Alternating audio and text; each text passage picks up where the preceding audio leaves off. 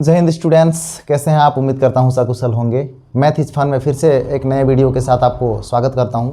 आज लेकर आया हूं आपके लिए कक्षा 10वीं जो कि एक चर का द्विघात समीकरण से संबंधित पूर्ण वर्ग विधि से सवालों को हल करना। तो पूर्ण वर्ग विधि से कैसे हल किया जाता है प्रश्नों को, उसके पूरा डिटेल एक एक बिंदु हम देखेंगे। वीडियो को बिल्कुल भी स्किप नहीं करना है। एक वीडियो के पश्चात आपको किसी भी सवाल को पूर्ण वर्ग विधि से आपको कोई समस्या नहीं होगी। तो आइए हम सवाल देखते हैं। समीकरण 5x² - 6x - 2 = 0 को पूर्ण वर्ग विधि से हल कीजिए, ऐसा सवाल बोला जाता है। तो किसी भी समीकरण को पूर्ण वर्ग विधि से हल करने के लिए एक फॉर्मेट होता है, एक फॉर्मूला होता है, उसको अप्लाई करना पड़ेगा। तो आइए हम उस फॉर्मूला को देखते हैं। वो फॉर्मूला कैसा रहता है? x² - 2xa + a² इस फॉर्म में लाना है। अब इस फॉर्म में लाने के बाद उसको हम क्या लिख सकते हैं? x - a⁻2। और दूसरा फॉर्मूला इसका यह होता है कि यदि यहाँ पर बोलेंगे कि सर यहाँ तो माइनस के लिए है, तो ठीक है स्टूडेंट्स, प्लस के लिए भी हम ले लेते हैं। तो इसके लिए क्या करेंगे? x² प्लस का 2xa प्लस का a²। इस फॉर्मेट में अगर आता है तो उसको हम इस तरह से लिख सकते हैं। तो इस तरह से लिखने के बाद चूंकि दिया गया जो समीकरण वर्ग समीकरण है, x का उच्चतम मान कितना है? 2 है, अर्थात x के 2 मान हमको प्राप्त होंगे। तो इसको हल करने के बाद हम आइए इस सवाल को देखते हैं। वीडियो को बिल्कुल भी अंत तक स्किप ना करें, 100% आपको गारंटी देता हूं कि समझ में ही आ ही जाएगा। तो स्टूडेंट्स, इस फॉर्मेट का हम इसमें अप्लाई करते हैं। तो हल करने से पूर्व कैसे लिखेंगे? दिया गया है या दिया है, हमारे पास क्या दिया है? 5x² - 6x - 2 = 0। तो प्रिय विद्यार्थियों, यहाँ देख रहे होंगे आप कि इसका जो स्टैंडर्ड फॉर्म है इक्वेशन का या समीकरण का स्टैंडर्ड फॉर्म है, इसमें क्या दिया गया है? कुछ नहीं, अर्थात एक हाइड फॉर्म में या छुपा हुआ रूप में रहता ही है। तो x² का गुणांक क्या है? बोलने से 1 बोला जाएगा। लेकिन यहाँ पर क्या है? x² का गुणांक क्या है? 5 है। तो स्टूडेंट्स, इसी 5 को हमको सबसे पहले हटाना पड़ेगा। अब इस 5 को हटाने का तरीका क्या है कि यदि इसको हम 5 से पूरे समीकरण को भाग दे दिया जाए तो ये 5 हट जाएगा और हमारे पास इस फॉर्मेट में धीरे धीरे सवाल आने लगेगा। तो क्या लिखेंगे? उपयुक्त समीकरण को 5 से भाग करने पर, तो स्टूडेंट्स हम भाग करेंगे तो एक एक पद में भाग देंगे, अर्थात प्रत्येक पद में 5 से हम भाग देंगे इस प्रकार। -6/5x - 2/5 = 0। तो बच्चों ये कटेगा, 5 हर में भी 5 अंश में भी एक एक बार में, अर्थात इसको लिखेंगे x² और ऋण का 6/5x और ऋण का 2/5 बराबर 0। तो बच्चों यहाँ आप देख रहे होंगे, अब इस रूप में लाना हमको, x² तो आ गया। अब यहाँ ये वाला जो पद है उसको किस रूप में लाना है? 2xa। तो बच्चों उसके लिए भी बहुत आसान है, देखते चलिए वीडियो, आप बिल्कुल भी समझ में आ जाएगा आपको। x² लिखे माइनस 6 को क्या लिख सकते हैं? 2 तिया 6 के रूप में टूटा और बटे में 5 और ये वाला x, ऋण 2/5 बराबर 0। तो बच्चों इसको हम लिखेंगे, 2 को लिख लिए। अब देखिए 2xa के रूप में लिखना है, तो x को पहले लिख लिए, इंटू में बचा क्या हमारे पास? 3/5, 3 दूना 6 x बटे में 5, यही चीज़ हमारे पास आ गया। ऋण का, अब देखिए ध्यान रहे, यहाँ वाला जो अचर पद है उसको दाहिनी ओर पक्षांतर करते हैं तो 2/5 हो जाएगा। तो बच्चों अब हम यहाँ से देख रहे होंगे कि 2xa, अर्थात हमको a² भी चाहिए। तो हमारे पास a कितना है? 3/5 है, तो a² चाहिए, अर्थात इसको हम कैसे हल करेंगे? देखिए x² - 2x × 3/5।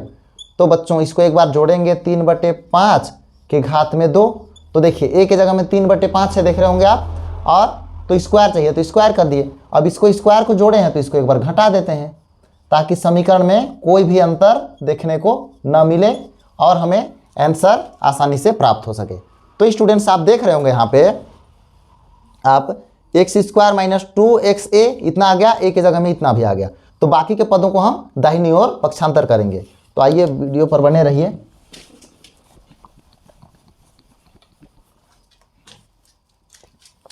तो स्टूडेंट्स हम यहाँ इसको लिखेंगे x square minus 2x into 3/5 plus 3/5 whole square is equal to, पहले से हमारे पास क्या स्टूडेंट्स है, 2 बचे 5 और ये वाला ऋण उधर जा करके धनात्मक में हो जाएगा, 3/5 के घात में 2। तो बच्चों इसको लिख क्या सकते हैं, तो हमारे पास फॉर्मूला के रूप में आ ही गया है। अब दाहिने वाले को हमको हल करना है, 2/5 धन 3 और 5 के घात में 2 है, अर्थात दोनों के लिए घात में लगे हैं, तो 3 तिया 9 और 5 बच्चे 25। तो बच्चों अब क्या करेंगे, 5 और 25 का हम लघुत्तम लेंगे, तो 5 और 25 का लघुत्तम में 5 के पहाड़ा में भी 5 बच्चे 25 आ जाता है, और दोनों क्या है, विषम संख्या है, तो हम लिख लेते हैं आसानी से इसको 25। अब ऊपर में क्या करेंगे, 5 में जो हर में दिया है उससे भाग करेंगे, कितने बार में जाएगा, 5 बच्चे 25 5 बार में, और उस 5 का 2 से हम गुणा करेंगे तो 5 दूना हो जाएगा हमारे पास 10, और धन का चिन्ह है तो धन, 25 से भाग करेंगे 1 बार जाएगा, और 1 का गुणा 9 से करेंगे तो 9 होगा, तो 10 और 9 हो जाता है हमारे पास स्टूडेंट कितना, 19 और बटे में 25। ये कितना बराबर आ रहा है, तो लिखेंगे x square minus 2x into 3/5 plus 3/5 whole square बराबर इतना हमारे पास प्राप्त हुआ। अब क्या करेंगे, उपरोक्त समीकरण की तुलना हमको करना पड़ेगा, किससे करेंगे students, X square minus 2xa plus का A square is equal to X minus A के घात में पूरे के में 2 से करने पर। तो स्टूडेंट्स इतना की जगह में हम क्या लिख सकते हैं, x माइनस ए के घात में 2, तो x के जगह में कितना आया, x ही आया है x, और a के जगह में कितना आ रहा है हमारे पास, देखिए 3/5, और भी ऋण का 3/5, और पूरे के घात में क्या आया है 2, और बराबर में तो आ ही रहा है हमारे पास 19/25। आगे हल करेंगे, इससे पहले स्क्रीनशॉट ले लेंगे, थोड़ा बचा है बस, देखते हैं इसको क्या कर सकते हैं। तो चूंकि मैंने बताया आपको कि x का अधिकतम घात 2 है, अर्थात x के 2 मान प्राप्त होंगे, तो हम लोग इसको ऐसे करते हैं, इसको वर्गमूल ले लेते हैं, दोनों पक्षों का वर्गमूल लेने पर, वर्गमूल लेने पर क्या हो जाएगा, वर्गमूल लेंगे तो x माइनस 3/5 होल स्क्वायर है, अब ये वाला वर्गमूल हमारे पास लग गया, बराबर में वर्गमूल में 19/25। अब देखिए स्टूडेंट्स, इसको एक शॉर्टकट आपको ट्रिक बता रहा हूँ, जो कि हमेशा से ही आपको काम आने वाला है, वर्गमूल लेने से संबंधित जब भी आपको बात आएगी तो इसी तरह से हल करेंगे। अब ये टोटल को अगर मैं मान लूँ a और घात में 2 हो गया, अब पूरे का वर्गमूल लग गया, तो अंदर वाला जो वैल्यू है, अंदर वाला उसको हमेशा लिखा जाता है, तो वो लिखा क्यों जाता है उसको हम बता रहे हैं यहाँ पे आपको, कि a के घात 2 और जो करनी का मान होता है 1/2, तो इसको लिख सकते हैं a के घात में 2 गुणा 1/2। अब 2 और 2 आपस में कट गए तो a के घात में 1 अर्थात a हो गया। तो कह सकते हैं हम, क्या कह सकते हैं कि अगर कोई भी संख्या अगर वर्ग में है और अंडर रूट लगा हुआ है, वर्गमूल लगा हुआ है, तो जो अंदर का जो वैल्यू है उसको हम यहाँ पर ऐसे पुट अप कर देते हैं। तो उस आधार पर हम स्टूडेंट्स इसको क्या लिख सकते हैं, x minus 3/5 is equal to, इसको हम क्या लिख सकते हैं, करनी में इसको हम लिख सकते हैं 19/,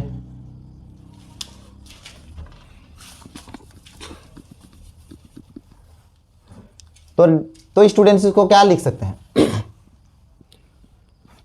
तो डियर स्टूडेंट्स इसको क्या लिख सकते हैं, इस आधार पर अंदर में क्या दिया है हमारे पास, x माइनस 3/5, केवल इसको लिख सकते हैं, और बराबर में इसको क्या लिख सकते हैं, करनी में 19 को ऊपर ले लिए और करनी में 25 को नीचे हर में ले लिए। अब 19 क्योंकि प्राइम नंबर है तो 19 करनी से बाहर नहीं निकलेगा, अब 25 को 5 गुणा 5 लिख सकते हैं, तो उस आधार पर हमारे पास x ऋण 3/5 बराबर में करनी में 19 तो रहेगा ही, नीचे में 5 और 5 जोड़ा बनता है, बताया था आपको, जैसे यहाँ पे था तो क्या लिखे, सिंगल अंक को लिख दिए, तो उसी प्रकार यहाँ से करनी से बाहर आ जाएगा क्या, 5।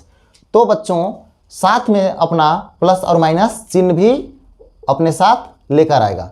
तो स्टूडेंट्स यहाँ पर अब हमारे पास x के कितने मान प्राप्त होंगे, 2 मान, तो एक मान तो हम धनात्मक लेना पड़ेगा, अर्थात धनात्मक चिन्ह लेने पर दूसरी ओर ऋणात्मक चिन्ह लेना होगा। ऋणात्मक चिन्ह लेने पर, और हमारे पास ये तो एग्जाम्पल के रूप में आपको मैंने बताया इसका कॉन्सेप्ट कि ऐसा होता क्यों है, उसके लिए है। इसको आप रफ में बना लीजिएगा। तो धनात्मक चिन्ह लेंगे तो क्या होगा बच्चों, x ऋण का 3/5 तो रहेगा बराबर में, यहाँ धन का चिन्ह अर्थात धन को लिखने की आवश्यकता नहीं है, तो करनी में 19/5। अब x का मैंने बताया कि 2 मान निकलेंगे, तो उसके लिए हम क्या करेंगे, x बराबर इसको इस तरफ ले जाएंगे तो ये ऋणात्मक आकर धनात्मक हो जाएगा, तो 3/5। अब धन का करनी में 19/5। अब दोनों का एलसीएम ले लेते हैं बच्चों, तो क्या हो जाएगा 5, और फिर 5 से 5 को भाग करेंगे 1, यहाँ पर भी 5 से 5 को भाग करेंगे 1, अर्थात 1 से गुणा करना पड़ेगा, तो 3 एकम 3। अब धन का करनी में 19 एकम करनी में 19, ये हमारे पास इसलिए किसका मान आया, x का मान। अब उसी प्रकार ऋणात्मक लेंगे तो क्या हो जाएगा बच्चों, x ऋण 3/5 बराबर ऋण का क्या लिखेंगे इसको, करनी में 19/5। अब क्या करें, x बराबर हो जाएगा, इसको इधर ले जाएंगे तो 3/5 और ऋण का करनी में 19/5। फिर इसका भी लघुत्तम लेंगे तो 5 आ जाएगा, और ऊपर में 3 ऋण करनी में 19, x बराबर। अर्थात हम क्या बोलेंगे इसको अंतिम में, अर्थात x बराबर क्या हो जाएगा, 3 धन करनी में 19/5 व